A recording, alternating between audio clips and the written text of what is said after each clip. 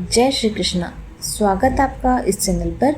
भगवान श्री कृष्ण आपकी समस्त मनोकामनाएं पूर्ण करें, आपका प्रत्येक दिन मंगलमय हो। वैशाख मास के अध्याय आपने सुने, उसके लिए हृदय से मैं आपका आभार व्यक्त करती हूँ। उम्मीद है आपको आगे के अध्याय भी उतने ही पसंद आएंगे।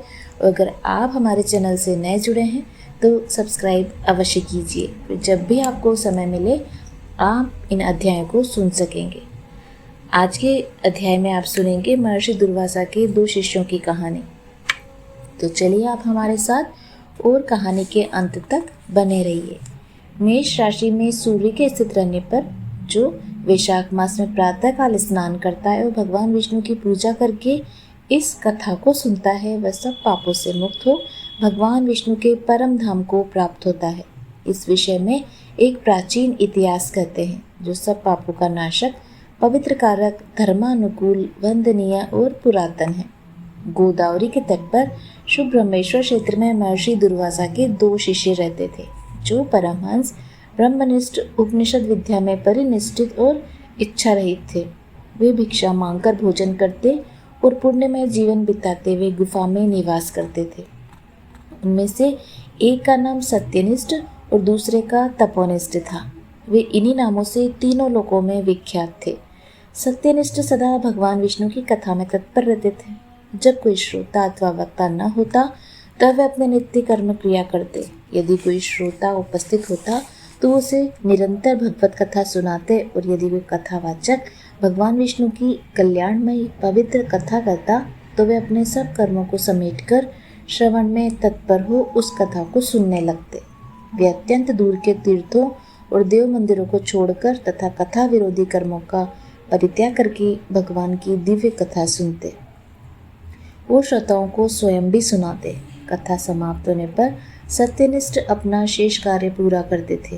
कथा सुनने वाले पुरुष को जन्म मृत्युमय संसार की प्राप्ति नहीं होती, उसके अंतःकरण की शुद्धि होती है। भगवान विष्णु में जो अनुराग की कमी है वह दूर हो जाती है और उनके प्रति गाढ़ अनुराग होता है। साथ ही साधु पुरुषों के प्रति सौहार्द बढ़ता है। रजोगुण रहित गुणातीत परमात्मा शीघ्र ही हृदय में स्थित हो जाते हैं। श्रवण से ज्ञान पाकर मनुष्य भगवत चिंतन में समर्थ होता है। श्रवण, ध्यान और मनन ये वेदों में अनेक प्रकार से बताया गया है। जहाँ भगवान विष्णु की कथा न होती हो, जहाँ साधु पुरुष न रहते हो, वह स्थान साक्षात गंगा तट ही क्यों न हो, निसंदेह त्याग देने योग्य है। जिस देश में तुलसी नहीं अथवा भगवान विष्णु का मंदिर नहीं, ऐसा स्थान निवास करने योग्य भी नहीं। ये निश्चय करके मुनिवर सत्यनिष्ठ सदा भगवान विष्णु की कथा और चिंतन में संलग्न रहते थे।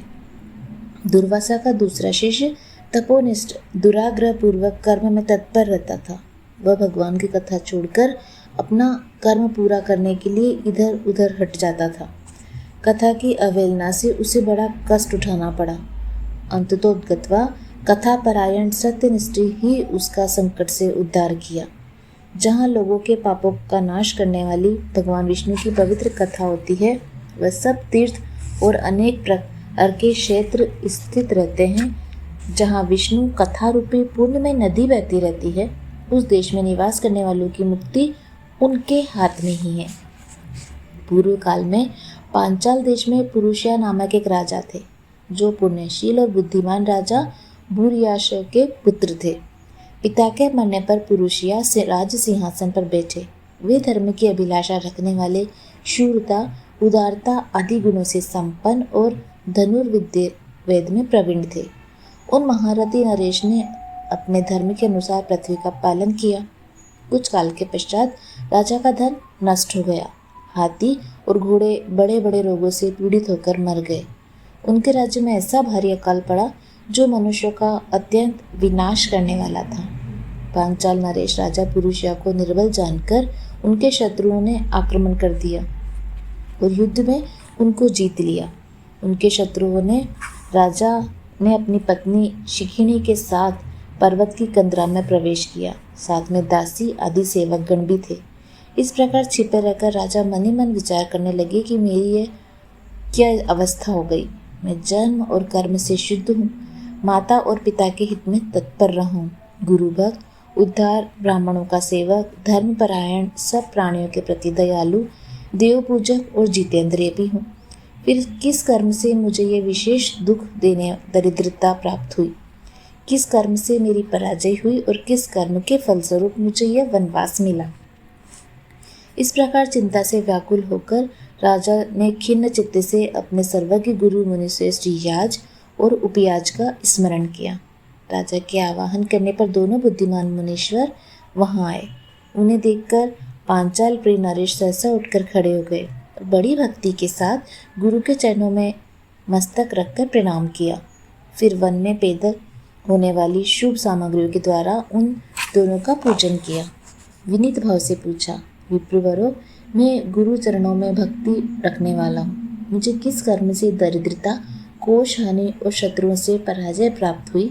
किस कारण से मेरा वनवास हुआ और मुझे अकेला रहना पड़ा?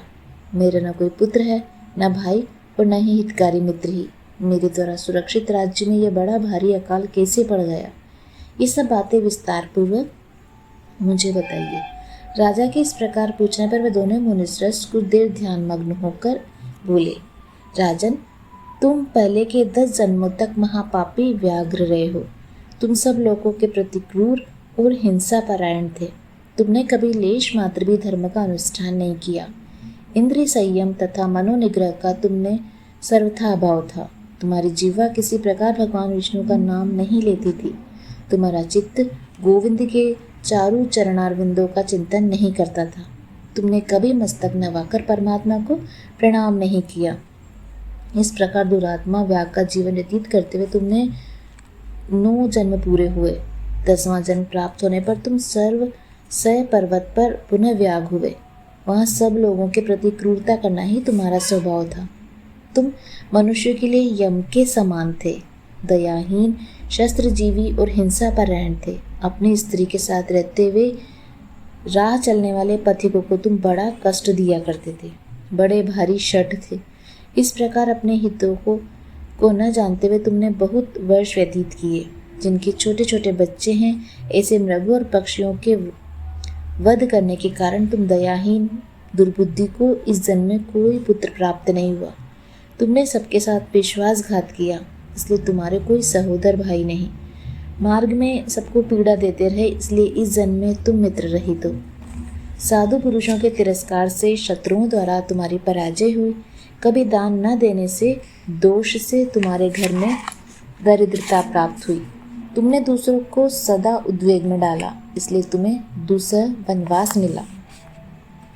सबके अप्रिय होने के कारण तुम्हें असहाय दुख मिला। तुम्हारे क्रूर कर्मों के फल से ही इस जन्म में मिला हुआ राज्य भी छिन गया। वैशाख मास गर्मी में तुमने स्वार्थवश एक दिन एक ऋषि को दूर से तालाब बता दिया था और हवा के लिए पलाश का एक सूखा पत्ता दे दिया था। बस जीवन में इस एक ही पुण्य के कारण तुम्हारा यह जन्म परम पवित्र राजवंश में हुआ। अब यदि तुम सुख, राज्य, धन, धान्यादि संपत्ति, स्वर्ग और मोक्ष चाहते हो अथवा सायुज्य एवं श्रीहरि के पद की अभिलाषा रखते हो तो वैशाख मास के धर्मों का पालन करो। इससे सब प्रकार के सुख पाओगे। इस समय वैशाख मास चल रहा है। आज अक्षय तृतीया है। आज तुम विधि पूर्वक स्नान और भगवान लक्ष्मीपति की पूजा करो।